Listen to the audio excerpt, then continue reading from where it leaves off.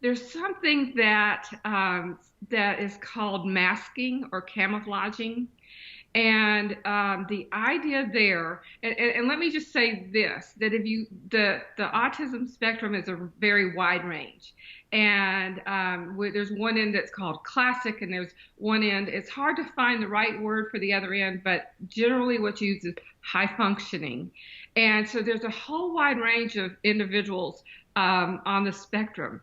And if you look at the classic part of the spectrum, then the rate of identifications of males and females is about 1 to 1.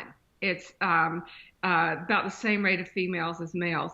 But when you get to the other end, when you get to the high functioning end, that's when males are much more likely to be identified.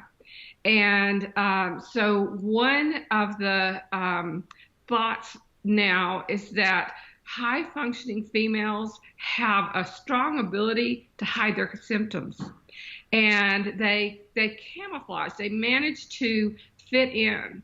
And if you listen to women and adolescent females who have been diagnosed, they will talk about that. They will talk about and each one kind of has their own word for what they call that experience, that thing that they do, but they will talk about spending a good part of their day blending in with their environment. And some of them call it acting.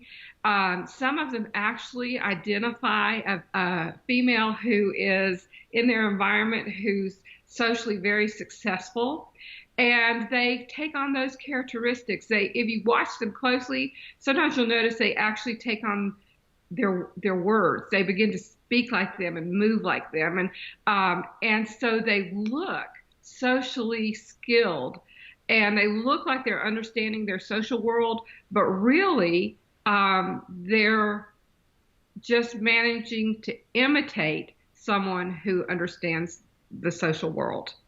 If you're with a woman on the spectrum, at the end of the day, I've actually had friends look at me and say, okay, I have to stop acting now, or I have to stop blending now.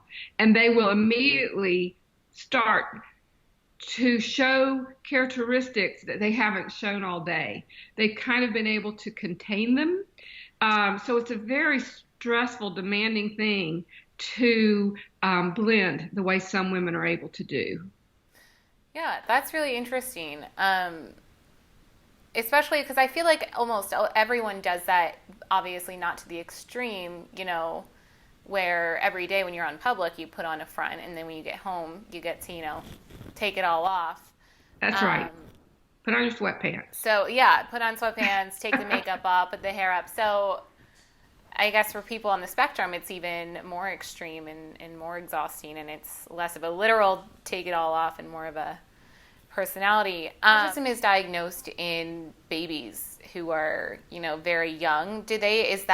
Are they still masking in a way, even if it's subconscious and they're too young to even recognize that they're doing that? Or do those symptoms show up the same way? I'm going to guess that no, because we're talking about sometimes 2-year-olds, 3-year-olds being identified.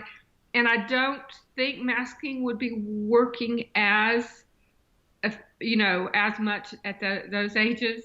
But the bias that boys are probably the ones with autism and girls probably aren't is involved. And if a girl has behavioral difficulties that go, and often that happens with autism, then they're more likely for it to be described as some emotional or behavioral disorder. Mm-hmm. And the people are more likely to keep looking to see if it's autism.